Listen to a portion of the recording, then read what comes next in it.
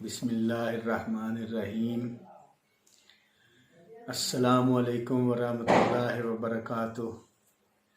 मैं मियाँ मोहम्मद अफजल आपकी खिदमत में हाजिर हूँ।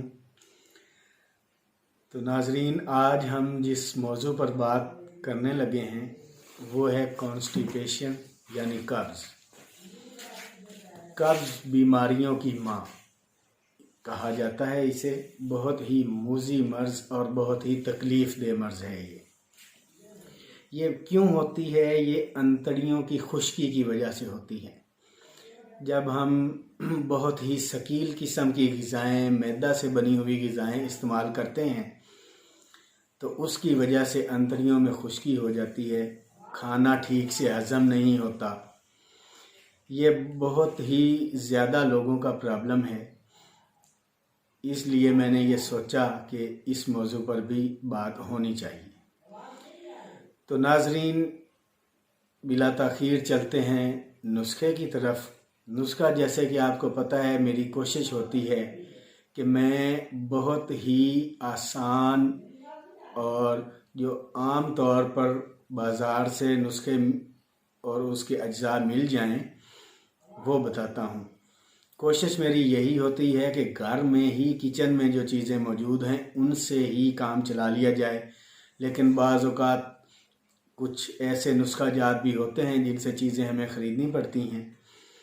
तो ये भी बहुत ही आसान अज्जा हैं, आप देखें इंशाअल्लाह। तो चलते हैं नुस्खे की तरफ। आज का जो नुस्खा है उसके अज्जा हैं हरड़ जुलाबा। जुलाबा हरड़ आपने लेनी है 50 ग्राम। और दूसरी जो चीज़ है, इसमें आपने इलायची खुर्द लेनी है 10 ग्राम। फिलफिल स्याह वो लेनी है आपने 10 ग्राम।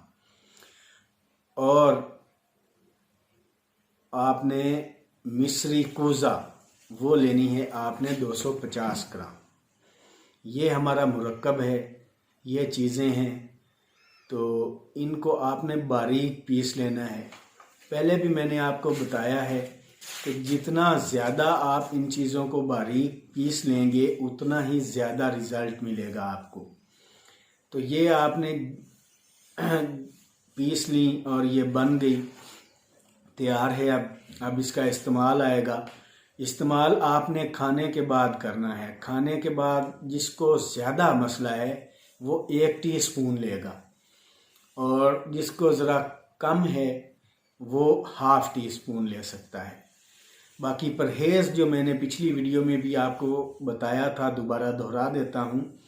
चावल, मैदा की बनी हुई अशिया, बेकरी, मिठाई, ये आपने नहीं इस्तेमाल करनी। इन चीज़ों से आपने परहेज़ रखना है। ये जो नुस्खा मैंने आपको बताया है ये आप इस्तेमाल करें, इंशाअल्लाह आपका कब्ज़ का मसला भी हल होगा।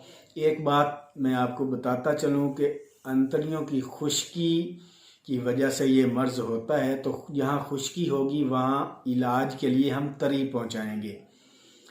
तरी, इसका जो मुस्तकिल हल है वो बादाम रोगन है। आप दूध में 1 चम्मच बादाम रोगन रोज़ाना इस्तेमाल करें।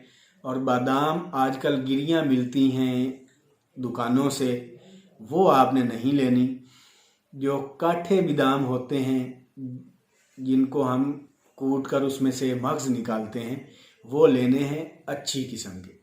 उसमें से जो कड़वे हों वो आपने टेस्ट करना है, कड़वे निकाल देने हैं। और जो मीठे बादाम हैं उनका आपने रोगन निकलवाना है।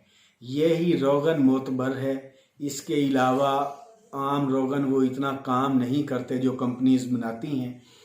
तो वो जो मुस्तकिल हल है वो यही है, बादाम रोगन। वक्ती तौर पर जो मैंने आपको नुस्खा बताया है वो कारगर है, बहुत मुअस्सर है। वो ये आप इस्तेमाल करें।